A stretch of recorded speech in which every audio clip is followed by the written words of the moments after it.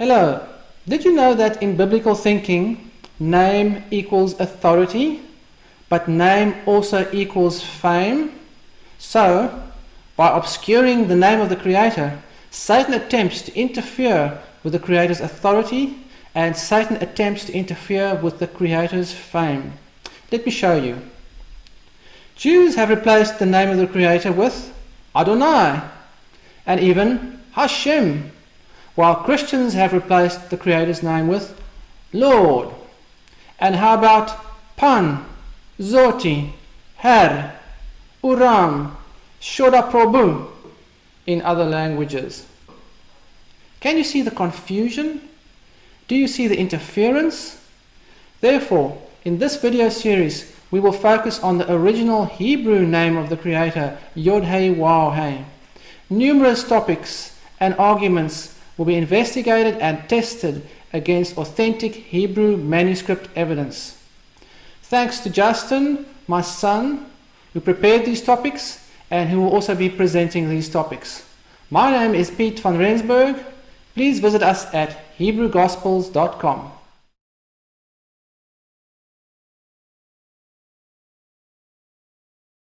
Hello everyone, and welcome back to the series on Nehemiah Gordon and the pronunciation of the Tetragrammaton Yod-Heh-Waw-Heh. This is session number 15. WAW or VAV.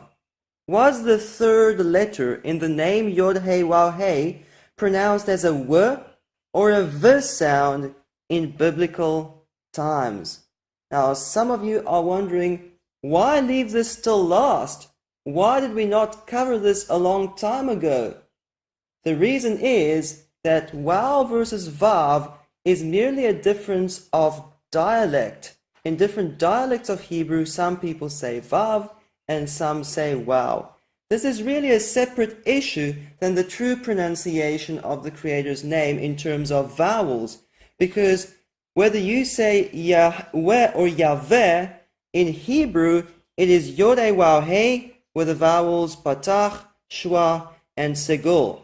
That is the true pronunciation of the Creator's name, as we covered in video 13.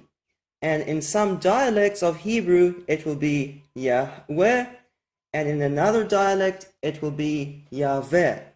Now, it's the same with the false pronunciation Yehovah.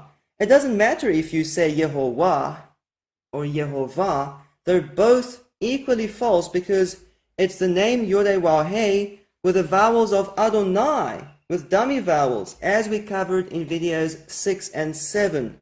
So there's a lot of confusion where some people say, oh, if we know it's a Vav, we know it's Yehovah, and it can't be Yahweh. And other people say, if we know it's a Waw, we know it's Yahweh, and it can't be Yehovah. No, this is a totally separate issue. Nevertheless, because the Creator's name is such an important topic, we want to know which dialect of Hebrew is the original, which is closer to the original pronunciation, Yahweh or Yahweh. So, today we want to talk about two main topics. Number one, biblical evidence, WAW or VAV.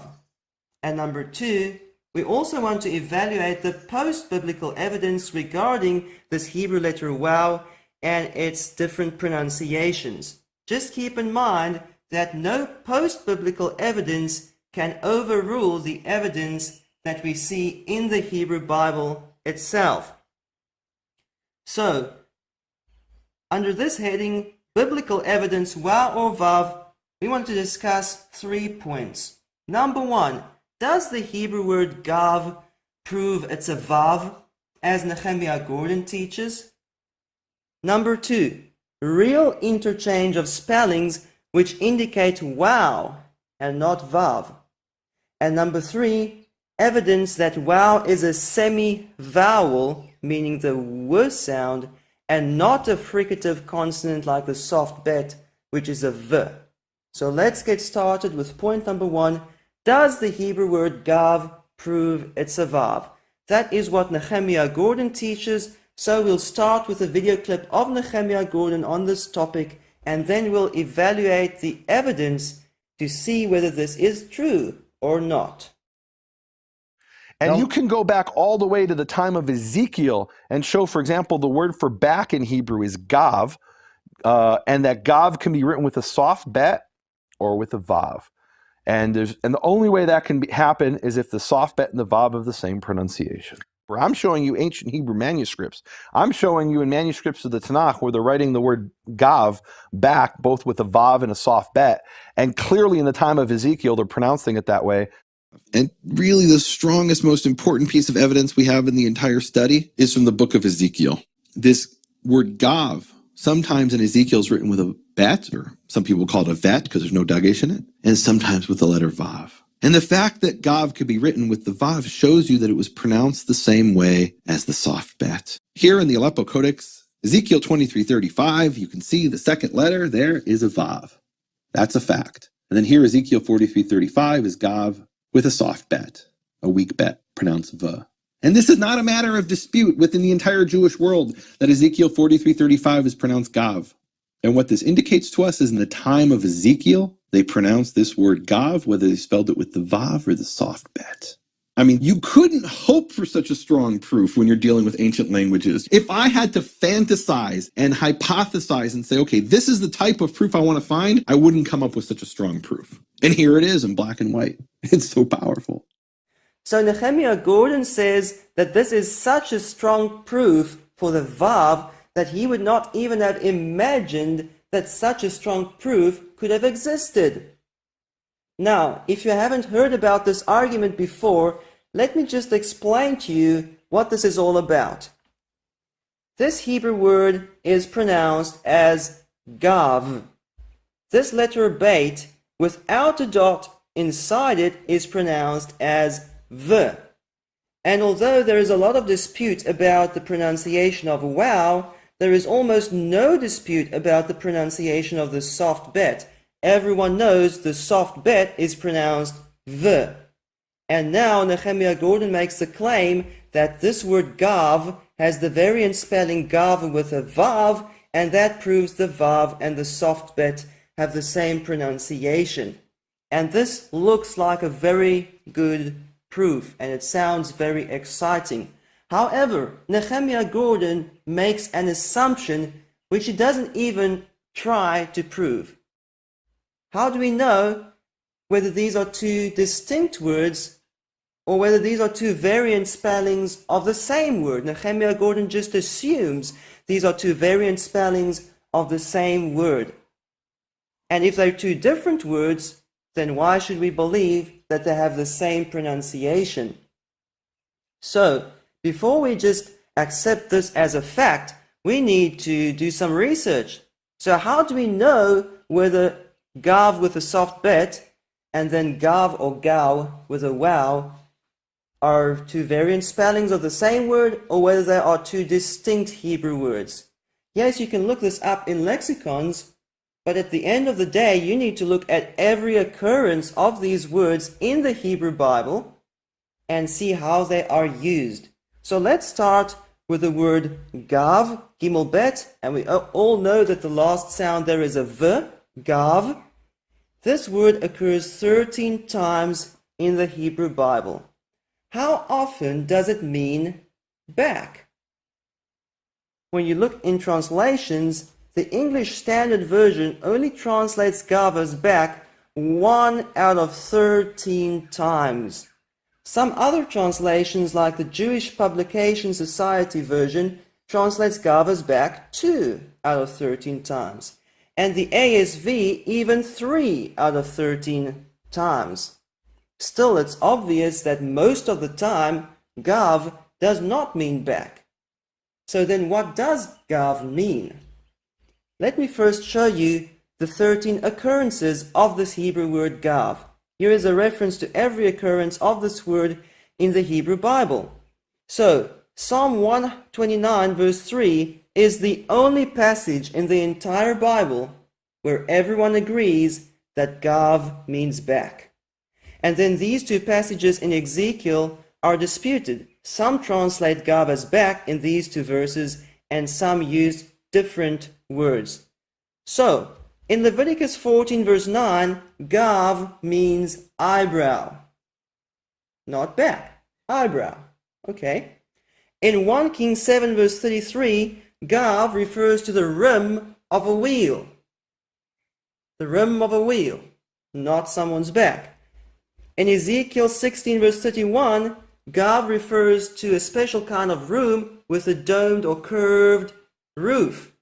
So what does Gav mean?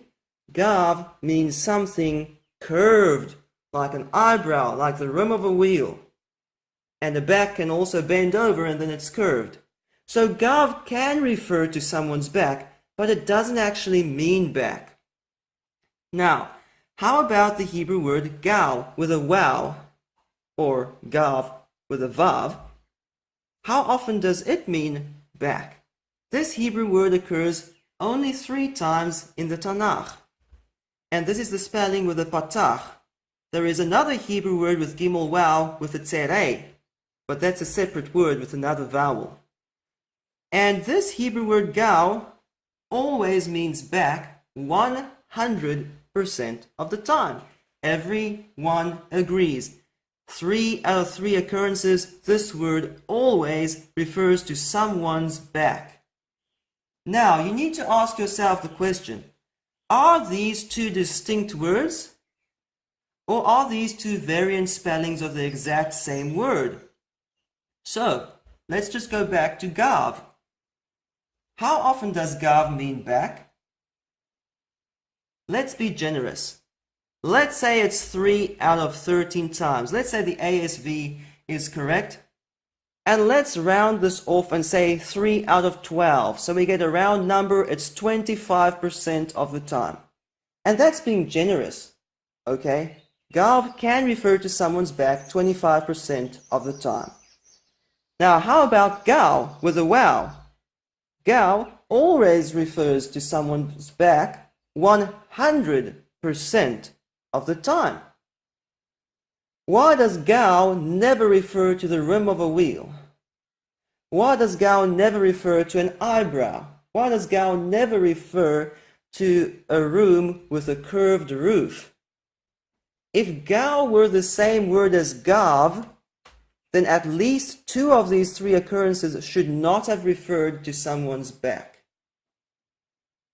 So, what do we see? We see these 2 Hebrew words can overlap in meaning, but in reality they are 2 distinct words.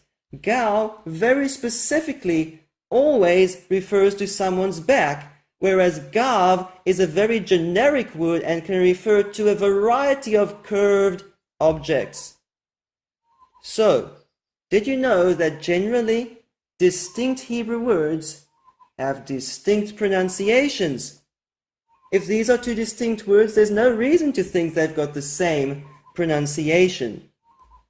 Now, if you're not yet convinced, and you think that because these 2 words overlap, it proves they've got the same pronunciation, let me just show you that there are many Hebrew words that are similar in meaning and similar in sound, but they are really 2 distinct Hebrew words.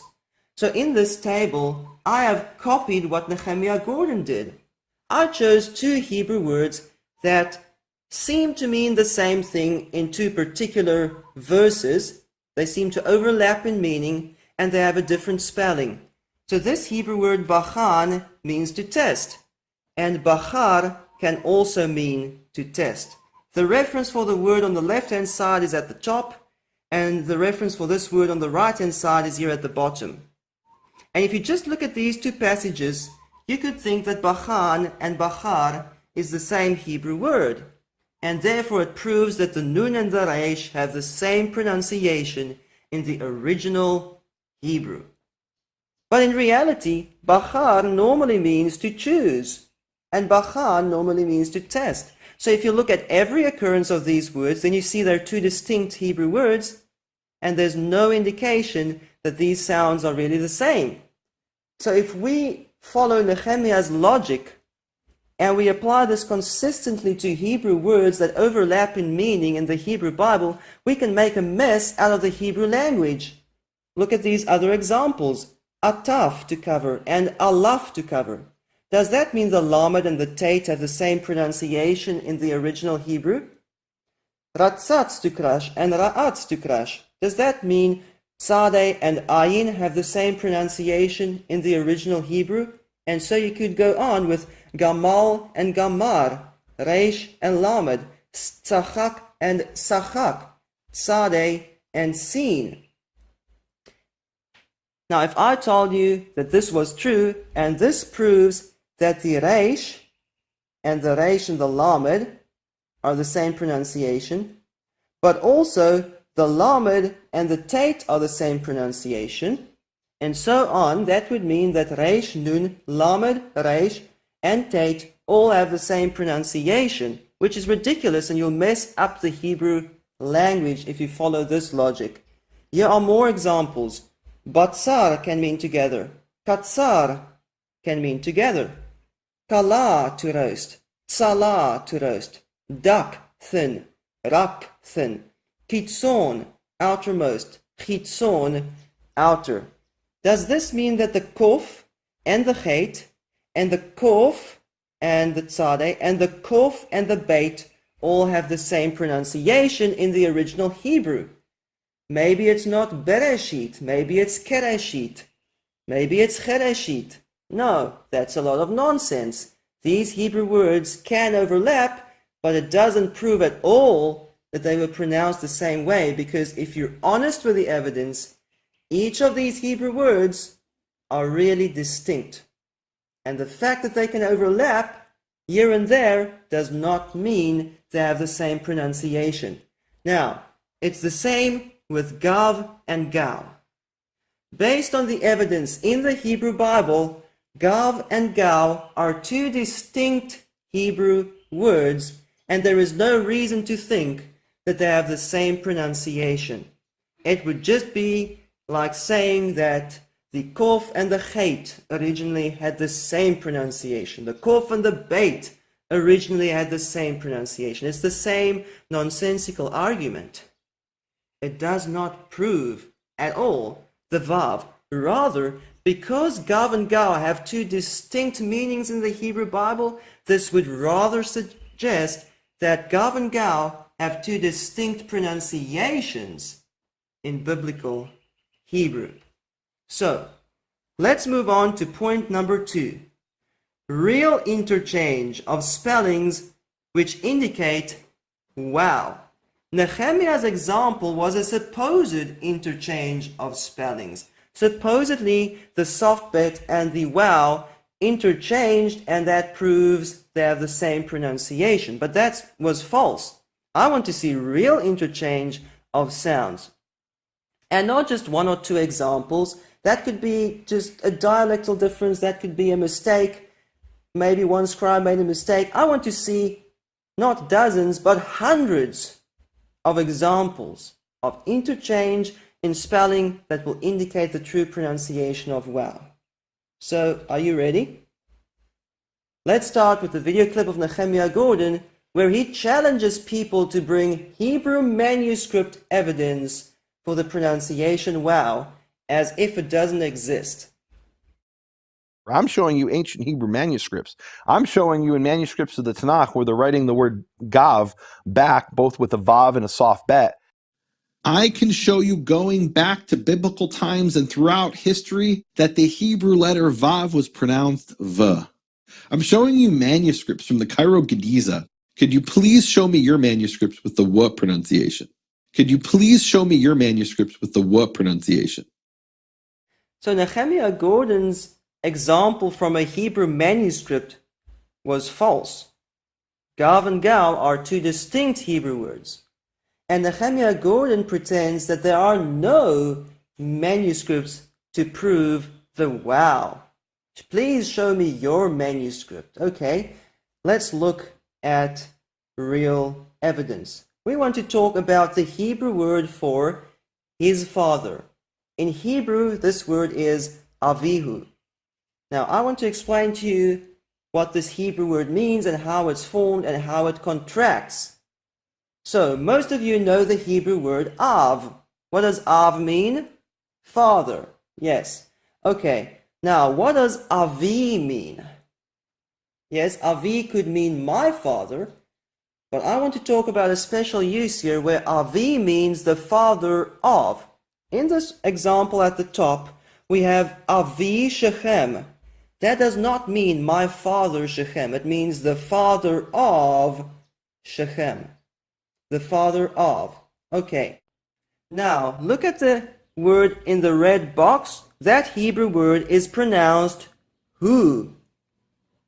Hu Eloheinu means he is our Elohim. The Hebrew word Hu means he or him.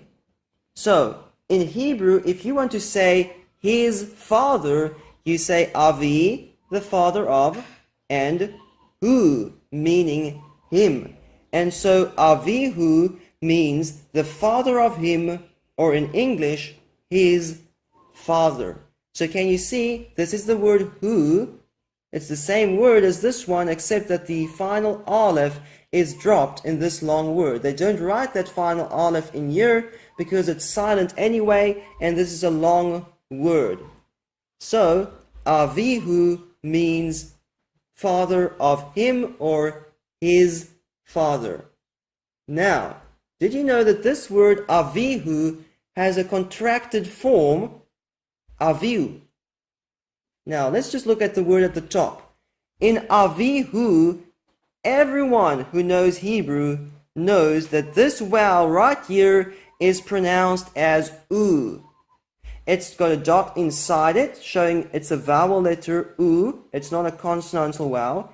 And even if you take away all the vowel points, all Jews who know Hebrew can tell you in Avihu, that's an U because it comes from the word Hu, which has an U in it. So there's no dispute about this pronunciation, Avihu. Now, this word here at the bottom has a vowel without a dot inside it, and this is now a consonantal vowel, not a vowel letter vowel. And can you see that the hey is dropped? This word here at the bottom is a contraction, and there's no hey between the yod and the vowel. That consonantal hey dropped away.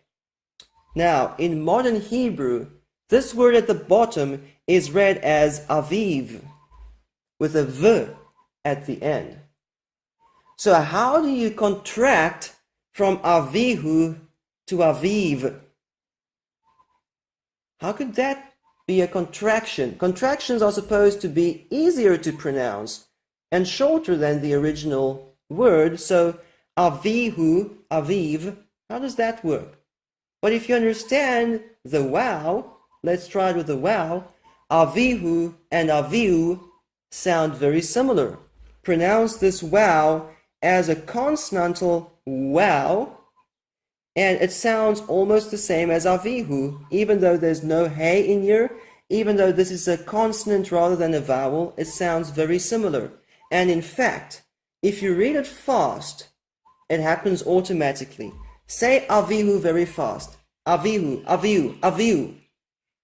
And 1, 2, 3, it contracts to avihu if you say it fast. Okay. Now, is this just a once-off exception? No. This shorter form, avihu, which supports the w pronunciation of the vowel, occurs 220 times in the Hebrew Bible, all the way from Genesis chapter 2 through to 2 Chronicles 36. In the traditional Jewish order of the Bible, this means from the second chapter in the Bible all the way to the last chapter in the Bible. And every time you see this word avihu, the contracted form, it indicates the w pronunciation of the vowel. So you can get from avihu to avihu. Avihu, avihu. Wow, so this occurs 220 times. And this is a real interchange of spellings. So is this the only example we have that indicates wow? No, let's look at the Hebrew word achihu. Achihu means brother of him, or in English, his brother. This word achihu also has a contracted form pronounced achiu. So can you see that if you use the WAW pronunciation, Achiu and Achiu sound basically the same. Even though in Achihu we have a vowel letter WAW, and in Achiu it's a consonantal WAW, even though in Achihu we have a consonantal hey, which is lost or dropped in Achiu, if you understand the WAW, it all makes sense. Achihu contracts to Achiu. Okay, how often does this shortened form Achiu occur? More than 110 times. All the way from Genesis through to 2nd Chronicles. All the way from the first book to the last book in the Jewish order of the Hebrew Bible. And every time you see this word Achiu, remember, it is a contraction of Achihu. And it shows the W sound is the correct pronunciation. Achihu, Achiu. Not Achihu, Achiv. That doesn't make sense. Now, let's just look at this video clip of Nehemiah Gordon where he says that we don't know how Moses pronounced the Hebrew letter WAW. How is it pronounced in the time of Moses? I don't know. I don't have a recording. How is it pronounced in the time of Moses? I don't know. I don't have a recording. But the evidence definitely is stronger for the V pronunciation. And it goes back earlier for the V pronunciation. Whether there was someone who pronounced the letter VAV as a W in biblical times, I don't know. There's no evidence for that. Nehemiah Gordon says there is no evidence that anyone in the biblical time period pronounced this letter as W. Really? Well, if we look at Achihu versus Achiu, and remember the vowel points don't come from Moses, so you can take away all the vowel points and you can see there's a variance, a difference between Achihu and Achiu. This Achiu is a variant spelling without this hey. The consonants are even different. And this shows us that these two variant spellings trace back all the way to the biblical time period, because it's not just vowel points, it's even consonants. And so this short form Achiu even occurs in Genesis, in Exodus, and all the way through to Deuteronomy. It occurs throughout the books of Moses. So although we don't have an audio recording of Moses' Hebrew and how he pronounced words, we have a graphical recording that traces back all the way to Moses, and that is the consonants in the Hebrew Bible. And even these consonants show that the WAW pronunciation is the correct one, because there's no dispute that the original form is pronounced Achihu, and that needs to contract to Achiu. And it happened in the biblical time period hundreds of times.